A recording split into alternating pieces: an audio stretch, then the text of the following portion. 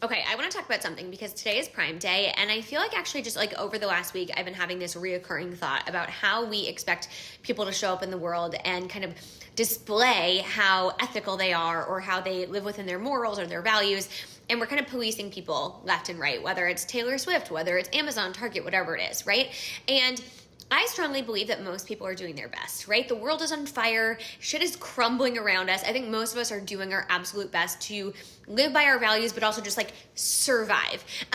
With today being Prime Day, a lot of people are sharing Prime stuff, right? And people feel certain ways about that, and I totally get it. I shared a Prime link to a car seat that somebody asked me about, and I got a message from a follower who was saying, hey, this doesn't feel like in line with your values or my values, and like I would like to talk about it. And so bear with me because this is going to be maybe a little bit long, but I want to touch on this because I actually think it's a very important topic about like unpaid labor and women's time. Now, first, I just want to talk about the Amazon Prime of it all because, yes, a lot of women today are spending, right? And a lot of women are sharing links to where you can spend. And I have friends I know who are shopping for the holidays, who are stocking up on things because they're pregnant and it's a good time to buy things for their baby, right? I know people who are stocking up on things like toilet paper and toothpaste and paper towels and all of the things that they are responsible for. And women tend to be responsible for 85% of household spending, right? They're doing the bulk of that spending. But also, they're already overburdened with invisible labor, caring for kids, taking care of the home, doing domestic labor. But then they're also expected to be the person who's thinking about budgeting and the family finances. And then we say, also, now all the conveniences of Target, Amazon, etc., any big box store are off the table.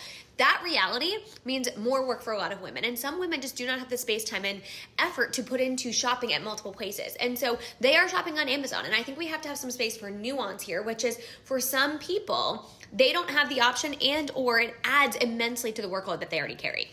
On the creator side of things, I think it's really interesting because first and foremost, most creators make most of their content unpaid, right? And so there's this demand from consumers on these apps for unpaid content, for women to do a lot of work. And I say women because it's a female-dominated industry. So these women are expected to do a ton of unpaid labor for their followers and then often are critiqued on the ways they make money for their brand partnerships, for affiliate linking, for whatever it is that they do. And yet the people who consume their content often are not willing to pay for their work, right? Like you wouldn't subscribe for $5 a month to your favorite creator, but you aren't afraid to kind of critique them for partnering with X, Y, and Z brand, for example. And so I just think it's interesting because it's the creator economy is a space where there's a lot of women who have found an income stream that works for them with motherhood because we know working motherhood is just unsustainable. And so you'll notice that a lot of content creators were stay-at-home moms or had gone part-time or left the workforce to become a creator because it just wasn't working. And so I think it's fair to critique. I'm not saying you shouldn't critique it. I'm not saying we shouldn't all like look at our spending. I just think it's important to see the full picture.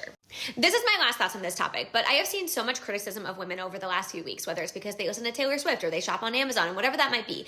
And I think it's important to criticize billionaires and corporations and all of these things. But yelling at individual people, while yes, our individual actions can move the needle, likely don't get us very far, right? If you yell at a woman because she likes Taylor Swift and Taylor Swift is a billionaire and there's no ethical billionaires, yet you're doing it on this app, which is also owned by a billionaire, like, does that really get us anywhere? I don't think so. I think it's important to have conversations. I think it's important to critique things, but also to acknowledge that we are all operating in a system that is unsustainable, that every single company, every makeup brand, every movie company, like all these things, you're consuming something that is like maybe not tied to your values, whether you know it or not. And so I think most people, like I try to believe, especially like as a liberal living in this world, like I try to believe most people are trying to do the right thing most of the time when they can, and yelling at them for listening to a song or clicking a link, it just doesn't get us very far.